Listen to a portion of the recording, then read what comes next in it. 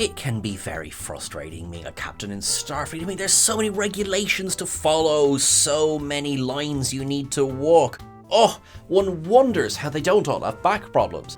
Unless, of course, it was those Season 1, Season 2 uniforms in The Next Generation, in which case they absolutely had back problems. Slightly different reasons, though. You might think that that would be enough to encourage any of them to be a little bit naughty. With that in mind, I'm Sean Ferrick for TrekCulture, and here are 10 Star Trek captains who broke the rules. Number 10, Eric Pressman.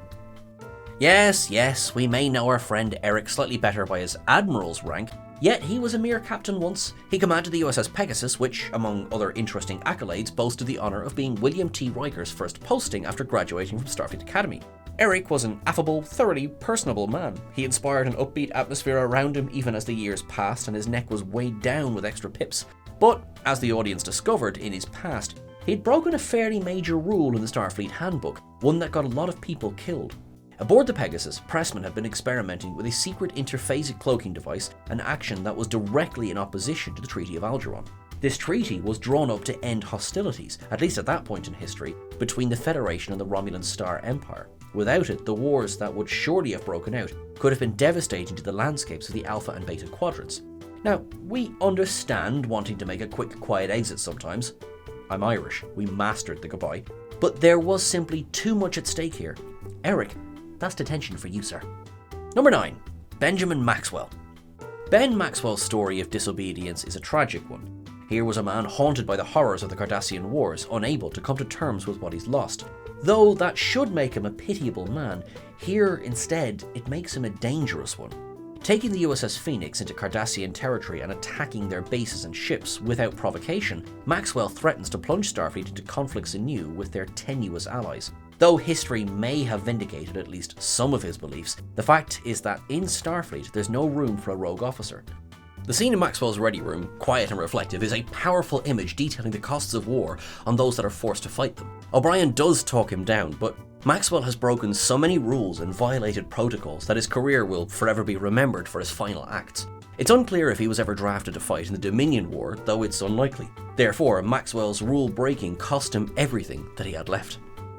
Number 8, Rudy Ransom. Were it not for another name on this list, Rudy Ransom would have been in the most unique position of all. The Equinox was dragged across space by the Caretaker and deposited in the Delta Quadrant. There, he was doubly unlucky, as the Caretaker often sent ships home when finished with them. Ransom's ship was left stranded. History will judge Ransom as a captain who betrayed the Prime Directive and then actively engaged in the murder of innocent alien beings, all for the chance to get home faster. Perhaps history is correct, but spare some sympathy for the position he was in. All alone in a Nova-class ship that wasn't designed for deep space, then relentlessly attacked day after day, Ransom still had to try and get his crew home. That was without question.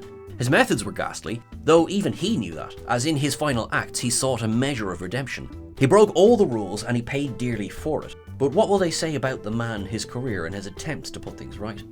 Number 7, Donald Tracy. As often is the case with captains who break their oaths, Donald Tracy started out from a duty of care. The crew of the Exeter were infected with a deadly disease that, at least in his mind, was curable via the nearby planet's atmosphere. While he discovered that the Combs did not, in fact, find a cure via their environment, Tracy did find a people to rule over.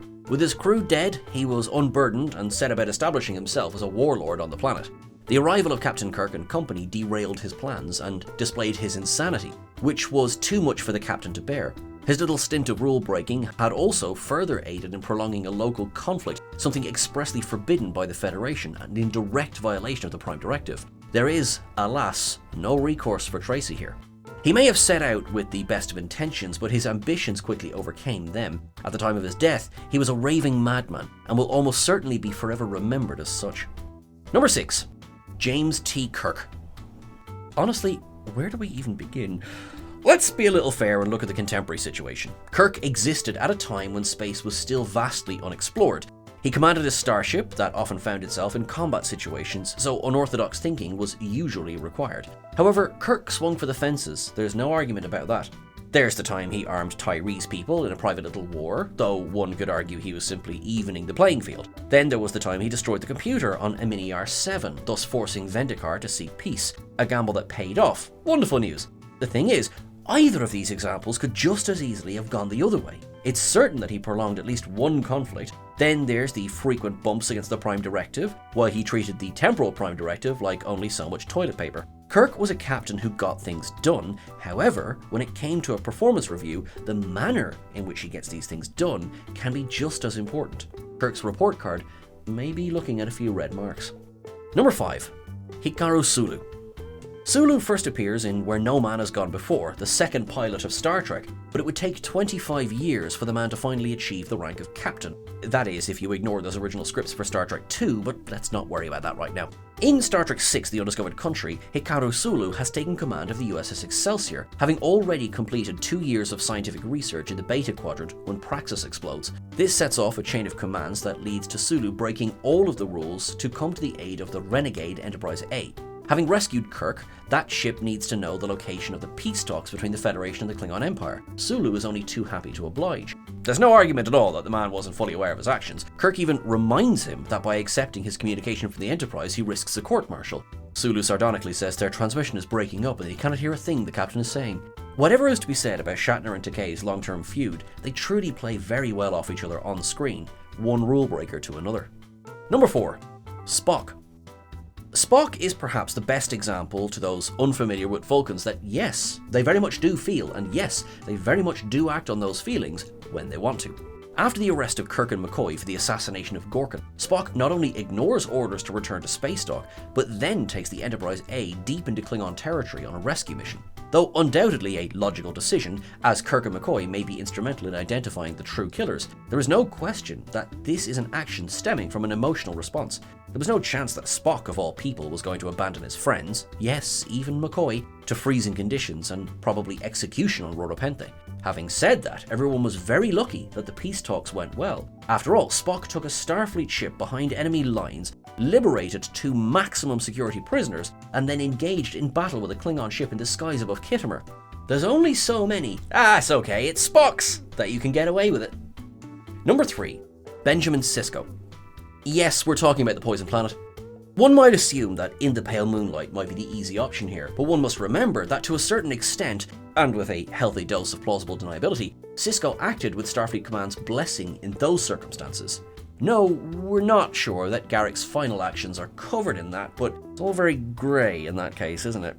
Where it isn't even remotely grey, not even a hint of dusky cream, is Cisco's decision to hunt for Michael Eddington. The Maquis' escalation to the use of biogenic weapons is all the excuse that Ben needs to get a little trigger happy himself, although that's hardly giving events their due. The Maquis, with Eddington as their leader, poison Cardassian worlds so that those settlers are forced to flee. Cisco, though acting behind the veneer of keeping the peace in the demilitarized zone, elects to return the favour to a Maquis colonized world, all while Eddington looks on in horror. Eddington truly has the measure of the man here. His obsession with the former security officer has pushed Cisco beyond the limits of his duty, and as Cisco later admits, he never received clearance to fire chemical weapons in the pursuit of these people. We're fairly certain that poisoning a planet to flush out your quarry goes against at least some Starfleet regulations. Number 2. Catherine Janeway. Catherine Janeway is the angel to Rudy Ransom's devil. Faced with similar conditions, she managed to keep her crew, her ship, and her conscience in one piece, for the most part, all while facing uncharted space and unknown worlds. Her resolve to strictly adhere to Starfleet regulations was tested and ultimately broken when Voyager encountered Omega in the Delta Quadrant, a devastating molecule that could, when detonated, obliterate subspace for light years, thus preventing any ship from establishing a stable warp field. It posed a direct threat to Voyager's journey home. The Omega Directive clearly stated that Janeway had to destroy the molecule without aid from her crew and inform no one. The first chink in the armour was 7 of 9, who already had knowledge of Omega. There was certainly wiggle room for argument in recruiting 7 to help. However, it is Chakotay who convinces her to break the big rule and share the existence of Omega with the rest of the senior staff. As she says herself, had Voyager encountered the molecule in the Alpha Quadrant, there wouldn't have been any thought or debate. They would never have been informed.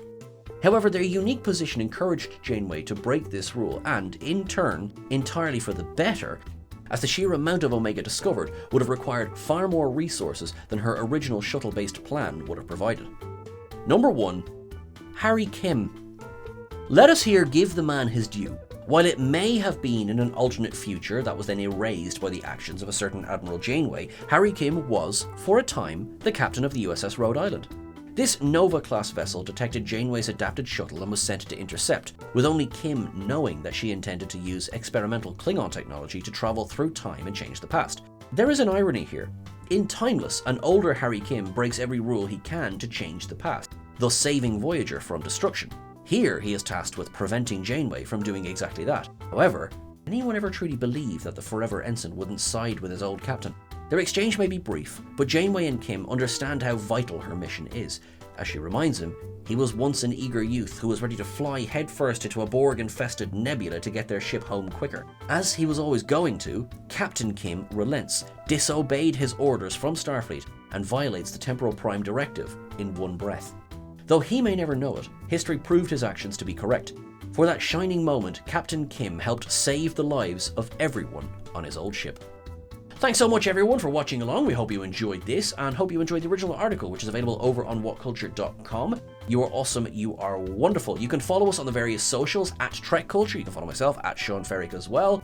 Look after yourselves until I'm talking to you again. The world is a bit of a manic place, so do your bit to just put some love and happiness out there in the world and put out what you would like to get back. That's all. You're awesome.